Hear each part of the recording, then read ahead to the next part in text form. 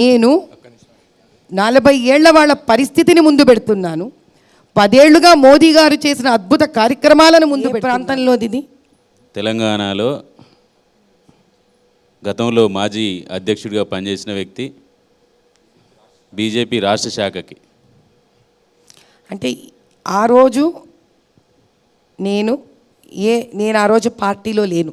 When this comment ఇది పార్టీకి సంబంధం లేదు మేడం. మీరు హిందూ ధర్మాన్ని ప్రచారం చేస్తుంటారు. మీరు చేసిన ప్రసంగం దానికి ముందు వచ్చిన కమెంట్ చెప్పండి. మీరు ఏ కమెంట్ అంటే ఆయన ఊరికే ఇంట్లో ఉండి, ఒక్క నిమిషం ఇప్పుడు మీరు చెప్పండి, మీ ప్రశ్న అయిపోయిందా?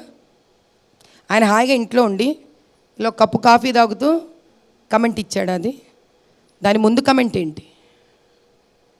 దాని ముందు కమెంట్ ఏంటండి? అది తీసుకురండి, అప్పుడు దీనికే సమాధానం చెప్తాను. అది దాని ముందు కమెంట్ తీసుకురండి ముందు comment.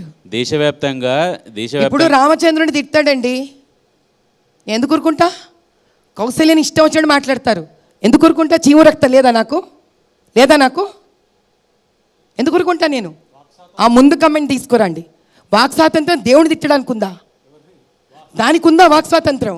Come on, let's not get into this story. In that case I'm not here. రామచంద్రుని కానీ దేవుళ్ళని కానీ తిట్టేది వాక్ స్వాతంత్రం అయితే ఇదా వాక్ స్వాతంత్రం ఆర్టికల్ 19 ఇచ్చింది? బండి సంజయ్ గారు ఏం చెప్పారో తెలుసా మీకు? అంటే మరి 15 నిమిషాలు చిటిక వేసిన దానికి ఏమంటారు? అది కాదండి, 15 నిమిషాలు చిటిక వేసిన దానికి ఏమంటారు? మరి మీ సిద్ధాంతం వాళ్ళకి తలలు నరికేసే హక్కులున్నాయా? 15 నిమిషాలు పోలీసులను పక్కన పెడితే మొత్తం ఏం చేస్తామో నిర్మూలించి చూపిస్తామన్నారు. అది ఉందా? పోనీ దానికి ముందు కామెంట్ ఏమైనా ఉందా మేడం? మేడం మీరు ఇంత ముందు అన్నారుగా బండి సంజయ్ ముందు కామెంట్ ఏముంటుందని. మీరు అసదుద్దీన్ ఓవైసీ ఆ కామెంట్ చేయడానికి ముందు ఏమైనా కామెంట్లు ఉంటాయి కదా, ఉన్నాయా? చెప్తే కానీ మీకు అర్థం కాదని చెప్తున్నా. ముందు కామెంట్ చెప్పండి. మీరు చెప్పిన దానికి అడుగుతున్నాం మేము. అసదుద్దీన్ ఓవైసీ ఆ కామెంట్ చేయడానికి ముందు బీజేపీ నేతలు ఎవరైనా కామెంట్ చేశారా? లేదంటే అసదుద్దీన్ ఓవైసీ మీరు చెప్పినట్టుగానే అసదుద్దీన్ ఓవైసీ టీ తాగుతూ టీ కప్ ఆడపెట్టి బయటకు వచ్చి మాట్లాడా? ఓపెన్ గా సభలోనే బండి సంజయ్ కూడా ఓపెన్ గా సభలోనే మాట్లాడాడు. అందుకే అదే నేను ఇప్పుడు మీకు ఎందుకు చెప్పానంటే, ఇది మీరు ఫస్ట్ కౌంటర్ పార్ట్ ఎలా చెప్పలేదో దీనికి కూడా కౌంటర్ పార్ట్ ఉంది అని చెప్తున్నాం మేము. దాని కౌంటర్ పార్ట్ పక్కరండి అని నేను చెప్తున్నాను. ఎగ్జాంపుల్ అసదుద్దీన్ ఓవైసీ కావచ్చు, బండి సంజయ్ నేను మీకు ఇచ్చేది అందుకే. లీడర్లు కావచ్చు, ఇప్పుడు నేను కాదయ్యా, ఇప్పుడు నేను ఈ మాట చెప్తే మీరు నేను ఈ మాట మాట్లాడగానే మీరు ఫస్ట్ పార్ట్ అడుగుతున్నారా లేదా నన్ను? ఇది మీరు అడుగుతారని తెలుసు కాబట్టే మీకు ఎగ్జాంపుల్ ఇస్తున్నా. ముందు ఏ పార్టీ చెప్పండి. కూడా అదే అడుగుతున్నా మేడం. ఓవైసీ చేసిన కామెంట్లు అంటున్నారు కదా, ఓవైసీ చేసిన కామెంట్స్ కంటే ముందు కామెంట్స్ ముందు బండి సంజయ్ గారిది, ముందు బండి సంజయ్ గారు అన్న కమెంట్ కి కౌంటర్ పార్ట్ ముందు ఫస్ట్ పార్ట్ ఇవ్వండి నాకు. అంటే ఒకటే మేడం, వాళ్ళు అంటే మీరు అంటారు, వాళ్ళు కొడితే మీరు కొడతారు, అంతేనా? మీరు చెప్పదలుచుకుంది హిందూ ధర్మం అదే చెప్తుందా మేడం? హిందూ ధర్మం ఏం చెప్తుంది? పరమతం పట్ల ఏమని చెప్తుంది? పరమతం ఏం పట్ల చెప్తుందో నేను భగవద్గీత చెప్పాలి. ఇప్పుడు that is not relevant here. అంటే హిందూ ధర్మము ఇష్టం వచ్చిన నానాకారు కూతులి దేవుళ్ళ గురించి మాట్లాడితే కూడా నోరు మూసుకోమని కూడా ఏం చెప్పలేదే.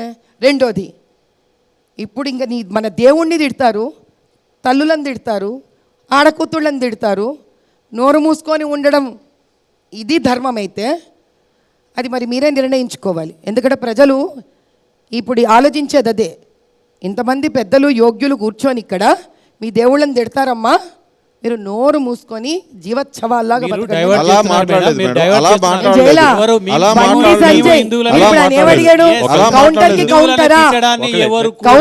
కౌంటరా అని అడుగుతున్నారు మీరు.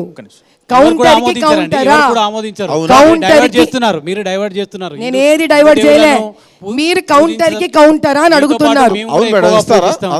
నేను ఒకటే అడుగుతున్నా, కౌంటర్ ఏంటి? ఏం అడిగితే అది కౌంటర్. అదే మేడం, మీరు ఏది అడిగితే కౌంటర్. అది కాదే, దానికి ముందు ఏం మాట్లాడారు? అవునండి, అతను అంటాడు, మీరేమంటున్నారు? వాళ్ళు అతను అంటాడా? మీరు విజ్ఞత లేని వాళ్ళు అని మీరు అన్నవాళ్ళు. అతను అంటాడా? విజ్ఞత ఉన్న వాళ్ళు మీరు అలాగే అంటారా అని అడుగుతున్నాం. అంటే మీరు అంటారా అని అడుగుతున్నాం. ఇప్పుడు మీకు 1 లైన్లో ఆన్సర్ ఇస్తా దీనికి. రామచంద్రుడి తల్లిని అన్న మా అమ్మని అన్న ఒకటే. మేము అనమని అనలేదు మేడం. మీరు ఆగండి. రామచంద్రుడి తల్లిని అన్నా మా అమ్మనన్నా ఒకటే. విఘ్నత ఉంటే నోరు మూసుకోవాలి. అయితే నేను I'm not diverting madam, I'm not diverting it. Bandi Sanjay గారు అన్న కమెంట్కి దాన్ని ఇనిషియేటింగ్ కమెంట్ కూడా మీరు చెప్పాలి అన్నా నేను. ఓకే. మాధవీలత గారు కరుడు కట్టిన హిందూయిస్టు నిర్వచనం చెప్పండి. అందుకే అందరికీ సరి సమానంగా సేవ చేస్తున్నాను నేను, కుల మత విచక్షణ భేదం లేకుండా. భారతీయ సమాజంలో, ప్రధానంగా హిందూ సమాజంలో వివాహ వ్యవస్థ భారతీయ స్త్రీలను కట్టుబానిసలుగా చేసింది. ఏం చేయలేదండి, ఒక్క నిమిషం, కట్టుబానిసలుగా చేయలేదు. బీజేపీ ప్రభుత్వం కూడా పరమత వివాహ వ్యవస్థలో కూడా దూరుతుందనే విమర్శకు మీరు ఏం చెప్తారు? పరమత వివాహ వ్యవస్థలో దూరలేదు.